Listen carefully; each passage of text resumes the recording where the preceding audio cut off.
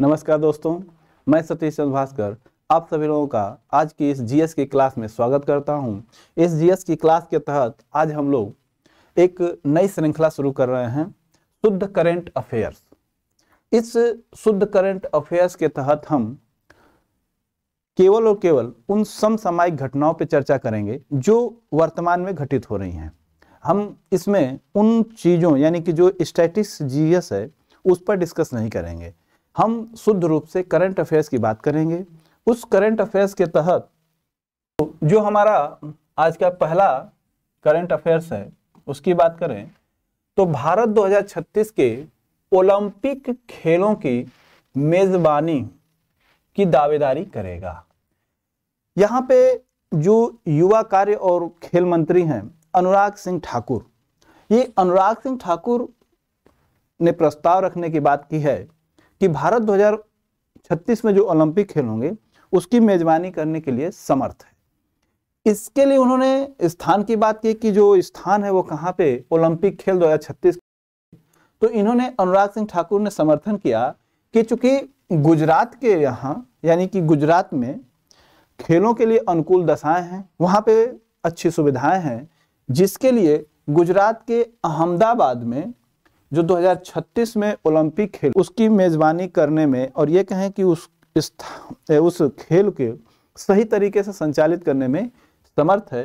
इन्होंने उसके लिए आधार बनाया है कि यदि भारत G20 की अध्यक्षता कर सकता है, इसलिए 2036 में जो ओलंपिक खेल उसकी भी मेजबानी कर सकता है, जिसके लिए अनुराग सिंह ठाकुर ने कहा है कि इसकी जो रूपरेखा है हम प्रस्तुत करेंगे। कब? सितंबर 2023 में। जो सितंबर 2023 है उसमें मुंबई में ओलंपिक अंतर्राष्ट्रीय ओलंपिक समिति के सत्र के दौरान अनुराग सिंह ठाकुर यानी कि युवा कार्य और खेल मंत्री इस प्रस्ताव को रखेंगे कि भारत 2036 में जो ओलंपिक खेल होंगे उसकी मेजबानी करने में समर्थ है।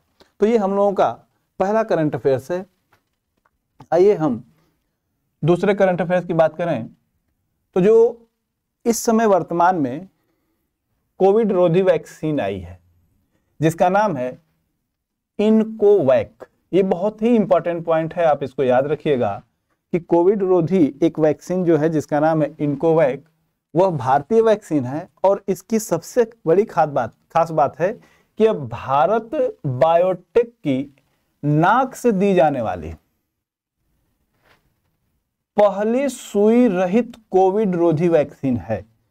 ये इसलिए महत्वपूर्ण हो जाती है क्योंकि यह भारत की है और यह पहली सुई रहित वैक्सीन है जो कि नाक के द्वारा दी जा रही है और इसको जो दी जाने की जो आयु रखी गई है वो है 18 वर्ष से अधिक आयु के लोगों को बूस्टर डोज के रूप में दी जाएगी। यहाँ पे जो करंट अफेयर्स के तहत ये बिंदु बन रहा है वो इसलिए महत्वपूर्ण हो जाता है क्योंकि अभी वर्तमान में कोविड के कुछ केसेस सुनाई दिए हैं और इस केसेस के सुनाई देने की वजह से जो प्रतियोगी परीक्षाएं हैं उसमें ये करंट अफेयर्स आने की संभावना अवश्य बनती है और चूंकि यह सुई रहित है इसलिए और महत्वपूर्ण हो जाता है। तो ये भारत में उपलब्ध कब हो जाएगी? तो ये जनवरी 2023 के चौथे सप्ताह से भारत में यह कोविड वैक्सीन उपलब्ध हो जाएगी और यह किसके सहयोग से बनाई जा रही है? तो यह जो इनकोवैक वैक्सीन है यह भारत के बायोटेक और अमेरिका की वाशिंगटन विश्वविद्यालय के साथ एक साझेदारी की गई है और उस साझेदारी के साथ यह इनकोवैक वैक्सीन बनाई गई है जो कि जनवरी 2023 से उपलब्ध हो जाएगी। अगला हम लोगों का जो बिंदु है ये कहें कि अगला करंट अफेयर्स है वो है कि संयुक्त राष्ट्र सुरक्षा परिषद ने एक तालिबान के द्वारा निर्णय लिया गया है और तालिबान के द्वारा निर्णय ये लिया गया है कि वहाँ पे जो बच्चियां हैं उनको उच्च शिक्षा देने से रोका जा रहा है। वो क्या है कि संयुक्त राष्ट्र सुरक्षा परिषद ने चिंता जताई है कि तालिबान ने एक निर्णय लिया है। क्या निर्णय है कि जो तालिबान का अफगानिस्तान क्षेत्र है वहाँ पे लड़कियों की को उच्च शिक्षा यानी कि विश्वविद्यालय जाने पर रोका गया है। और एक और निर्णय लिया गया है कि गैर सरकारी संगठनों और अंतर्राष्ट्रीय संस्थाओं में भी महिला कर्मचारियों को काम करने से मना कर दिया गया है। यानी कि तालिबान में लड़कियों को उच्च शिक्षा लेने से भी रोका गया है और गैर सरकारी संगठनों और अंतर्राष्ट्रीय संस्थाओं में भी महिला कर्मचारियों को काम करने से रोका गया है, जिस पर संयुक्त राष्ट्र सुरक्षा परिषद ने अपनी चिंता जताई है।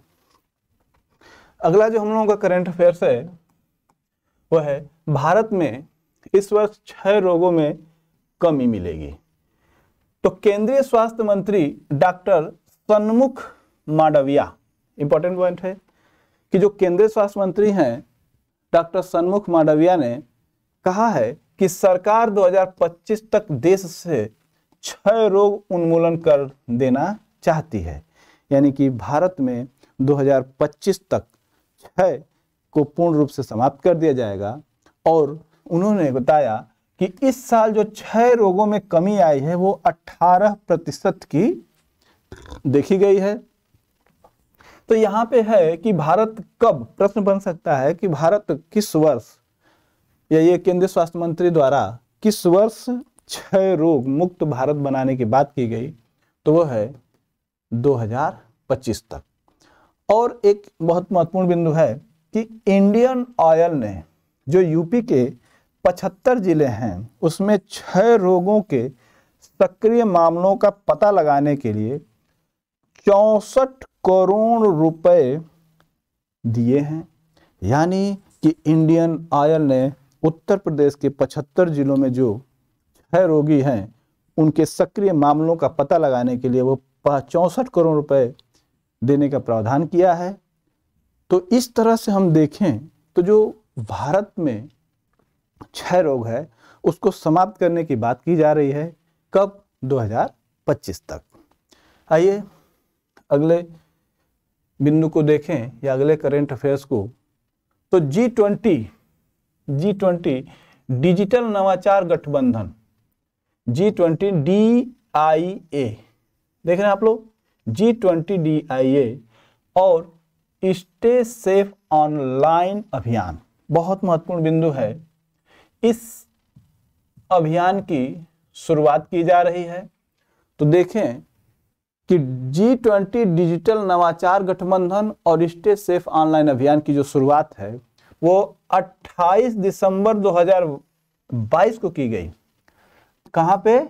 नई दिल्ली में। किसने किया?